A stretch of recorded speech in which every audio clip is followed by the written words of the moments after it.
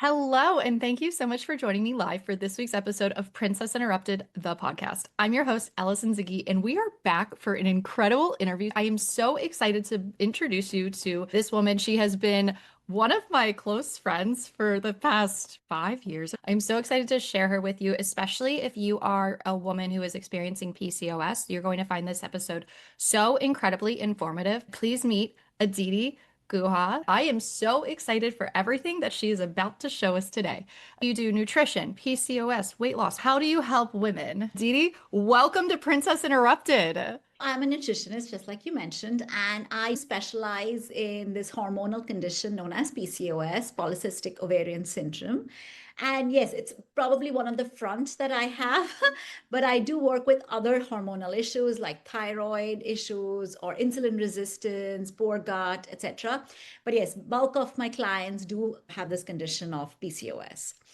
And what is PCOS? Polycystic ovarian syndrome is a condition diagnosed through the process of elimination. There is something called the Rotterdam criteria. Once you meet two out of three of those criteria, you will be diagnosed with PCOS. So, the number one criteria would be excess androgen or male hormone. Or the second thing is that you have your missing period or you're missing ovulation, like you don't get period, or when you do get period, you still don't ovulate. And the number three is a two-part one. Then the third is either your ultrasound shows cysts or you have very high AMH level. That is anti-Mullerian hormone. So Mhm. for women with PCOS, the AMH level throughout their life, even during menopause, remains high. So if you meet two out of three, you are diagnosed with PCOS. Interesting. So, is this something that women primarily find out about when they're trying to conceive, or is this something that can affect you at any point throughout your life? It can, but most common would be during puberty because straight off your period would be irregular. Most likely it's going to be irregular. It comes 1 month, then doesn't come. Or during puberty, when you were getting it consistently for 2, 3 years, and suddenly you start missing. During puberty is a very most common aspect. PCOS is quite interesting in the sense that it also shows a lot of physical symptoms. So for a lot of people, it could be acne, like you're getting your period, fine, no problem with that. But you have this excess acne issue, or you keep getting hair on your face Mhm. or losing hair from your scalp. So these are also the signs of excess androgen. So that is another reason why some women would figure out that they have PCOS because they would go to a dermat and they're like, I'm eating clean, I've cut out everything, and my acne is just so stubborn. So that's another reason. You do find it out in your teens, by your 20s. There have been cases somebody has been diagnosed much later, like late 20s, but that's not common. Like during pregnancy, like that would be very rare, but it is possible because, like I said, you could be getting your period and everything is fine, but you're not ovulating. And maybe Mhm. during the time you want to conceive, you figure that out. That's so interesting. I had never really heard about this condition until relatively recently. I had heard Mhm. some friends talk about it and I see things online, but I really like that you're having these conversations and helping women because our hormones impact so much of Yeah. the way that we approach life. Do you have suggestions for where to start looking into these things? The most common thing that a woman with PCOS will say is that I don't feel like myself anymore. I just don't feel like it almost feels like my body has been hijacked. I don't know who I am anymore. That sounds like a really isolating way to Yes. feel. It is very isolating because they don't see people or hear it the way you are saying that I have never heard of it, seems like it's new. But the minute you start talking about it, you just start hearing about it so much more. Mhm. My husband keeps joking that I attract women with PCOS, but when I introduce myself and they know what I do, they feel okay to share that they have this condition. Oh, yeah. There is some amount of stigma with any condition that women have. It is very sad, but there is stigma with periods. That's a condition that pretty much all women go through. Men have a change of voice, but it doesn't seem like the change of voice in men is so stigmatized, or the fact that they have to shave. In fact, that's a sign of pride. But somehow, a lot of changes in women are designed to make them feel smaller. So whether it's puberty, it starts like that. And then we see things like perimenopause, then there was always menopause. And when you have other hormonal conditions like PCOS, endometriosis, and infertility, it just feels like you're constantly shrinking yourself and you don't tell anything anymore. And like you, nobody else will also be sharing. Yeah, I love that you're bringing this up because even as someone who's not currently, I mean, I don't have PCOS and my heart goes out to people who are experiencing that. Luckily, people like you are here to help them. And I'd love to talk about some of the ways that you're able to. But even talking about regular periods and just being a woman in general, you brought up a memory for me of when I worked in corporate and Mm. it would be so inconvenient to go to the bathroom and I would forget to bring tampons, pads, whatever. And it just felt like, I had this resentment towards my body where this process was so inconvenient, so to Mhm. speak. And I had never learned about the different phases of the cycle. And I had never learned to actually view Yeah, this yeah, process as a sacred part of being a woman. yeah. And I think that because of the inconvenience, so many women, especially when they're very young, like teenagers, take birth control because it seems like one less thing to worry about. Like Yeah. I had a client who came to me and she stopped getting period like for like 2 years or so, even after she went off birth control. And she said that the thing went missing for a really long time because when she started having acne and some issues, she was just handed birth control. And she said that it was just cool for me because I was going to start having sex and just seemed like it's such a relief. And I didn't try to figure it out. Something so basic feels like such a hassle because there isn't enough information around it. The world wasn't designed for women to really honor their cycles and go through this process. I'm really grateful that these conversations are becoming more normalized. Speaking how the condition of PCOS can be really isolating, it's also really isolating if, as a woman, you're viewing what your body's doing naturally as burdensome. Yeah. Now that I've become more aware of the different phases, I feel like I really honor my body when it is undergoing these changes. Yeah. 'Cause like you said, you probably have women who are also grateful to get their periods, Yeah. especially after they start working with you. But is that part of it too, appreciating your body and viewing some of these things differently? I think that there is this inconvenience, but one thing I want to address is that one of the reasons women find this a hassle is the period pain. Okay. Yeah. And Wow. like a lot of women have told me that they were happy to get on birth control because the pain was not helping them be functional Mhm. and was affecting day-to-day relationships. Their quality of life, their relationship Mhm. was getting affected. And I think all of these things one must understand is not natural. Period pain is not natural.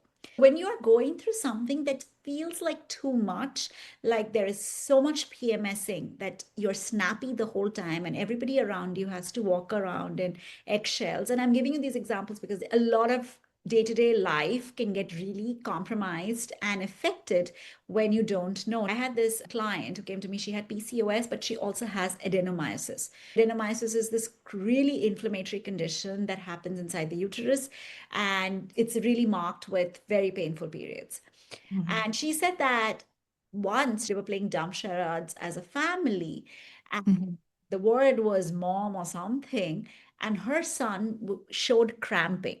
Like he held the pelvis Mhm. and crouched, and she's like, that is what my son thinks of me. That is his memory of me. These are not normal. You have to live. Are you living your life smaller because something physical or hormonal or something in your body should Mhm. be a clue that this is not okay? Like, for example, I had another client. She was in her 20s. Her issue was this crazy acne. She's drop dead gorgeous, but instead of mastering the body while dealing with this problem, and rightfully so, she has mastered makeup. When you Mhm. meet her face to face, she's wearing makeup, and I could never tell that she had Yeah. makeup on, but she's this very beautiful person. But she didn't feel beautiful enough because she's like, I have to wear makeup if I'm dating. How does this even work? Like if I'm going on an overnight trip or something of that sort, he will find out and you'll get scared. She would Yeah. tell me, if I remove this makeup, Aditi, you're going to get scared. And then there was a lot of elimination that she was put on, a lot of elimination diet. And she's like, this is really difficult to date with because imagine the weight of Yeah. and there is this list of things you tell, okay, I want this, but don't give me this, don't give me that, don't get me this. Like the date to you might just think, what a difficult woman. Right. But it's something that she's struggling with. It's not something that she's Yeah, so then wanting to lists do. smaller and you just decide, I don't want to date. Affects your day-to-day life. I have seen this way more. I don't think anybody ever comes to me to improve their day-to-day life or their relationships, but it is a happy byproduct of being hormonally balanced. It's one of the surprising side effects of being hormonally balanced. It gives you a lot of confidence, regained self-efficacy, self-belief, because you're like, I can do this damn thing. This can go away. And therefore, I can do other things. Absolutely. I really want to dive more into the root cause, and then we can also talk about some little Yeah. things. I really appreciate you bringing this up because you're reminding me I created a alignment program, but it really does start with your health. You have to address this first. It's almost like the hierarchy of needs, but your health is the one thing that has the potential to hijack your entire life. We talk about these concepts like self-love and putting yourself first, taking care of your health and your hormonal health, and making sure that if you are experiencing things like this, you don't need to live that way. That's a really empowering message that's meant to not just incite hope, but if there is something like this that you're experiencing, there's likely something that you can do to change those circumstances. That's not Yes. how it always needs to be. I really love that empowering message. As you're saying, this helps people realize how powerful they truly are. It's so beautiful, and what you're providing is such a service. I really think that people who are listening to this, who might be experiencing this, might be feeling a sigh of relief. I'm sure that they've probably heard from other sources, this is just the way it is. You have to live this way. So I'm sure people are really grateful when they find you. I hope so. So, what do you mean by root cause? PCOS is this condition. A lot of Yeah. people find out that they have it in puberty or maybe their 20s. PCOS is an incomplete diagnosis. So, yeah, I have PCOS. So what? It's incomplete because there are different root causes and presents itself in a lot of different symptoms. And Okay. these symptoms can be bucketed, and some of them will overlap, but mostly you can bucket them in 5 buckets. The first one being gut or inflammation. Most PCOS cases, like 60-70%, have a systemic chronic low-grade inflammation. Women with PCOS tend to have more bad gut bacteria than women without PCOS. This affects a lot of your digestion, your nutrition absorption, etc. Then comes insulin resistance. Like 70% of my clients have insulin resistance, which is basically like your body is not able to tell that you've got insulin and it keeps Okay. asking for more. That's what insulin resistance generally is. Do you crave sugar? Yeah, it's one of the things that you might do, crave sugar, crave a lot of carbs, and also holding a lot of weight in your belly. Mm-hmm. So those can be symptoms. There are many more. The third one, which is, I think, very fundamental to PCOS, is adrenal fatigue. One way of expressing it, but there are so many layers to it. It could be excess stress, it could be excess cortisol, it could be also just nervous system dysregulation that presents itself in your adrenal fatigue. You have an HPA axis in your body, hypothalamus, pituitary, adrenal gland. They're overworked. Generally, it is because of nervous system dysregulation that it is triggered. This is interesting, and I want to go a little deeper on this particular thing. At the time of diagnosis of PCOS, typically we notice a high stressful event being the trigger. So it's very interesting. I get a lot of cases in the US of international students. International students who come to the US have started missing their period after they came here. And it's because it's so stressful. It's stressful to study in a new environment, to work around getting your work visas. So that itself could be one trigger. I remember this one girl came to me. She used to work in tech. And thanks to 2022, when all the tech layoffs started happening, I've had a lot of girls from tech who came and said that they suddenly missed period. Because when you get laid off, it's an event that was triggering enough to have that. Adrenal fatigue comes in the middle of everything, and I have seen it present itself in many ways. The fourth one is just sex hormone imbalance, your estrogen, progesterone, testosterone. For some of them, their male hormone is more. For some of them, they are producing way more estrogen, way less progesterone. The ratio is not matching up. The last one is thyroid, which is the main metabolic engine. And we know that with PCOS, about 80% women complain with weight gain issue. And all of these root causes could contribute to it. And in my experience of working with women with PCOS exclusively for so many years, 95% have more than one root cause. That is what makes the treatment so hard, because there are very few practitioners who are specializing in PCOS. Like I am right now hosting, and I'm looking for collaborators for a PCOS Day event that I'm hosting in October. While there are plenty of people I have met who are wonderful and work with women, nobody's really specializing in PCOS. Especially when it comes to diet, it becomes crucial because of the root causes I'm mentioning. If you give somebody a low carb diet, but that person already has very high stress and their nervous system is dysregulated, it's not going to work. It's not a match. Keto diet will increase stress, and the person is already stressed out. So then you have misfire, where a person sees some success and then it just crashes. It just doesn't work anymore. So you're looking holistically at what they're experiencing. Yeah. You're identifying like what the root causes are and making suggestions based off of that. So this is highly customized, but it also follows a pretty, what's the word? If it follows a protocol. That makes so much sense. Does the nutrition help solve all of these, or are there other tools that you use when you're working with clients on this? The first thing that I do is root cause. That's like the first layer of it. So we identify which bucket you fall in, or which more than one bucket you are a part of. Yeah. The thing I do is repair. Repair would be like any mineral deficiency, any kind of gut issues. I always say this, you're not what you eat, you're what you digest. No matter what nutritional guidelines I give, you're just going to have a very expensive pee. Yeah, I've heard that with vitamins and stuff. That's why a lot of the supplement world is buzzing in PCOS.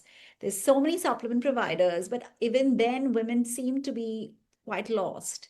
Because ultimately, nobody is working on their repair, and they're skipping so many steps before they come to the supplement. Then comes what is the replenish, or rather your food part of it, the nutrition part of it. And this part is very customized. If I work with one-on-one, I tweak it basis the root cause and repair that I keep monitoring bi-weekly. And then we look at food. My philosophy when it comes to food is first add, because a lot of them come to my world after deleting a lot of stuff.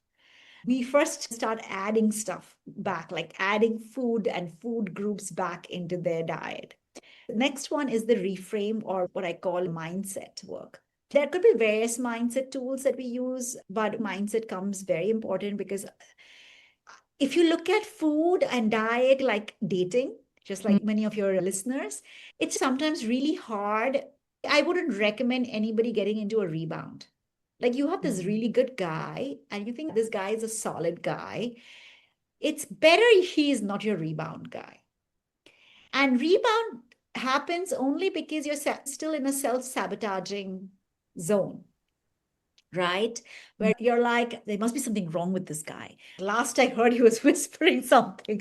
And if you go like that, whenever you're even losing the weight, you're just going to be like, no, that can't be real. That just can't be possible. No, my acne just went up. This must be a fluke. You're constantly sabotaging. The reframe really works from the very beginning, as soon as we start. And the last one that I look at is always repetition. Which of these things can become repeatable for a person? And for that, I look into a lot of nervous system regulation, because I feel like repeat actually sits in your nervous system. Your consistency actually sits in your nervous system. So, for example, you love running. I know that you love running. I do. And so, as a result, whether you are in good mood or bad mood, you have figured that running gives you a kind of release. They call it runner's high. But I will not run when I'm upset. I have very low likelihood of running at all. I have low likelihood of running even when I'm in good mood, but definitely not going to do this when I'm in a bad mood. Yeah. Sure. Okay. If I am running, there is a problem. That's hilarious. I went for a run before this today, actually. But if I come to you and I'm like, you know what, can you teach me how to run? And maybe Mhm. we are having a good time where I'm actually running, but you will notice when shit hits the roof, I stop running. I've I'm not noticed going to be this with consistent. clients and stuff too. I'm Like, not going to be consistent with it because in my nervous system, whenever I'm stressed, I do something else. And I'm going to repeat that rather than this. yes. So I feel like a lot of work when it comes to repeating and consistency has to do with mindset, but even deeper. It comes from awareness of what those habits are. Like, for example, the other day, I noticed that my screen time was really high. I was scrolling a lot and I was like, what's going on? It hit me and I was like, I'm in freeze mode. But by having that awareness, it immediately shifts. A lot of Yeah. times, these things are just trying to get your attention and it doesn't feel like that's what they're doing. They feel like you're just like, oh my gosh, everything's terrible. Why is this not working? But really, it's just a nervous system response. Yeah. Because I feel like the way you deal with one stress is the way you deal with all stress. That is why it's very important that you have a game plan if you want to be consistent in anything. I love it. And I think I've shared it with you in person, not in the podcast, but it really helps to know what will I do in a stressful situation. This is something I had learned from a sexual assault class. Mhm. It really helped me because I keep this as a note for many things. It could be like bullies. It could be, this was a sexual assault thing, but can actually use it in other aspects also. If you are to be consistent with eating or meals, this applies to you, or workout, it applies to you too. This was basically a graph where you divide the sheet into 4 quadrants. One quadrant is what will I do if a sexual assault happened in a public place, in my home, in my office, and online.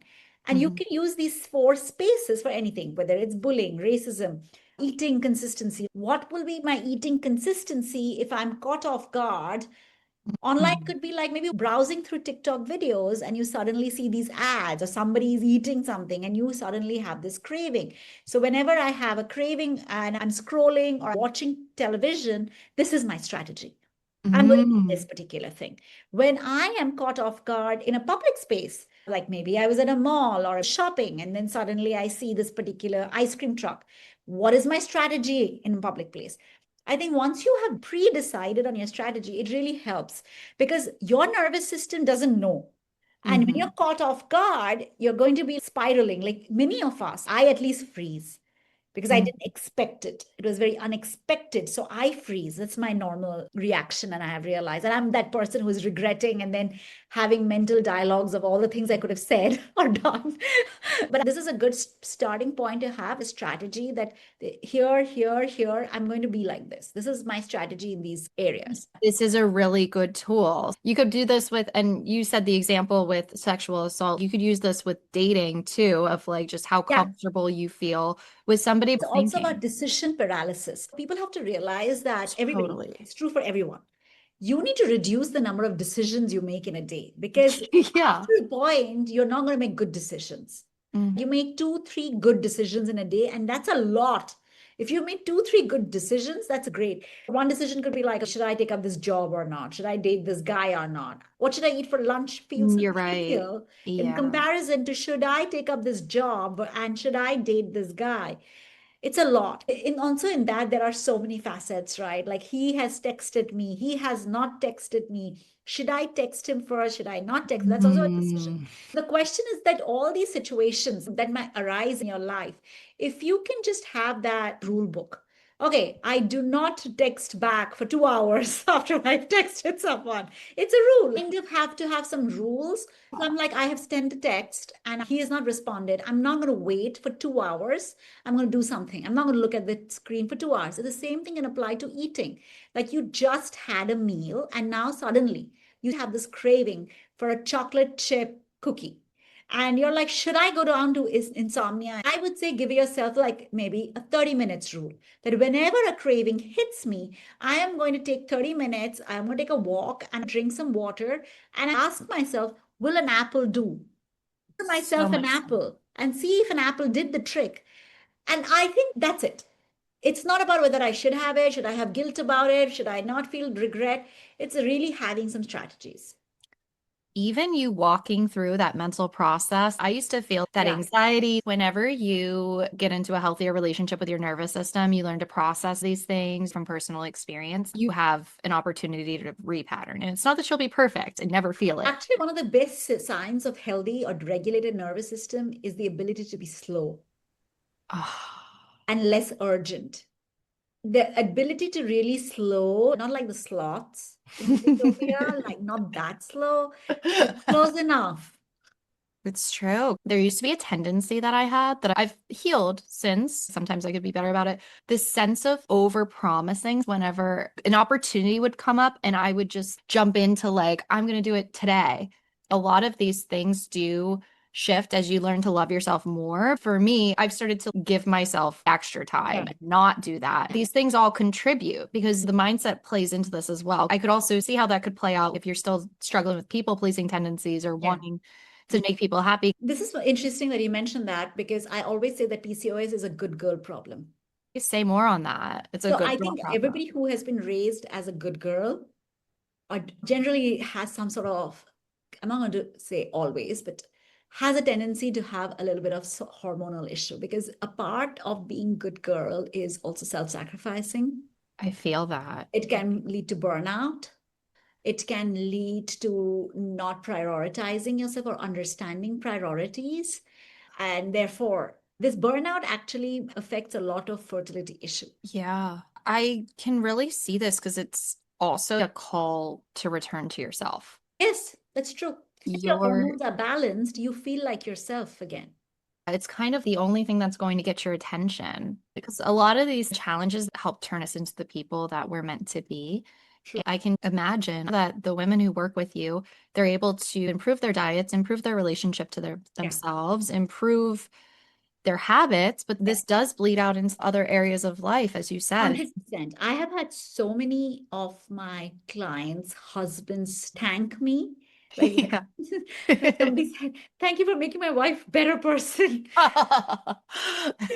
Because, like, for example, like, let's go back to the root causes itself. If you are somebody who has a lot of inflammation and you're always pain, you're in pain. Mhm. Imagine waking up like all the time having a migraine. Like one of my clients always had a migraine or joint pain. You are Mhm. not going to be a very patient person. It's just not possible to be No. patient when you're dealing with pain. When you have insulin resistance, you can be very hangry, shouting and snapping around dinner time because you're hangry because you just past your meal time and now you're snapping at everybody. When you have a lot of adrenal fatigue and burnout, there could be various Tired. things. You could have a lot of depression, you could be very low, or have extreme anxiety. You could be always Mhm. stressed out. All of these things, lack of patience, being snappy, having anxiety, can be mistaken for personality disorders, personality issues. Like she's an overthinker, or she gets stressed out very easily, or she is very snappy. My God, she's short tempered, or she Mhm. has no patience at all. So these are not you, these are your hormones. Oh my gosh. There is life on the other side of this, though. That's not Yeah. something that you need to always experience. Absolutely. Because, like, one of the things that a lot of postpartum moms who work with me say that they want to be a better mom. Hmm. When you are impatient, when you are snappy, and that too with your kids, the guilt is so much more. So I think these are very important aspects because I believe that health, wealth, and relationships are really connected. You don't have it in isolation. They help to build each other too. You can be in a very healthy relationship and suddenly you will get confidence to build your health. On the other hand, you could build your health and then get out of a relationship. In fact, I had this client who was not getting period for 2 years and she was really frustrated and she was engaged and she said, I want to work with you. And I'm like, fantastic. And she pays in full. And then she finds out that her fiance was cheating on her and she has no place now to live or go. And she's like, where can I live? Where do I go? And I thought in this situation, if she really wants her money back, I'm happy to give it to her. She didn't actually ask for the money. And she moved to New York. She got a job in New York and started working on her PCOS. In the first 2 weeks, she lost 10 pounds and started feeling like a different person. In a month or a month and a half, her period started coming back. Wow. And 2 months down, she got a new boyfriend. And as of today, she is still with that boyfriend. They may have graduated to a fiance situation. It was just like the minute you start working on yourself, you do attract healthier relationships because you are finally in a better relationship with yourself. Because I truly believe that we attract the kind of relationships that we have with ourselves. Absolutely. I love the way that this holistically all fits together. And Mhm. even if you're someone who's listening and you don't necessarily have PCOS, you can still benefit from the wisdom that was shared within this because taking care of yourself and making sure there's probably even distinctions where maybe people don't necessarily have these root causes and maybe they don't necessarily have PCOS, but if you're eating something and you feel tired afterwards, Yeah. there are also ways intuitively that you can connect to yourself that you can increase your health, even if you're not actively struggling with something like this. I know you focus on nutrition a lot in your Yes, own yes, of life. course. Yeah. That's the last thing that I want to just say that I really like about your work too. It's not about restriction. You don't come off as somebody who's restricted in any way in this. Yes, I am not. My attitude is that I want people to lead a big life. Right. Exactly where we started. I want people to feel expansive. They need to have a lot of options because that is where empowerment really is. It's not enough that you are a woman who is really successful with really good job, living a good life, and you can't eat half of the food.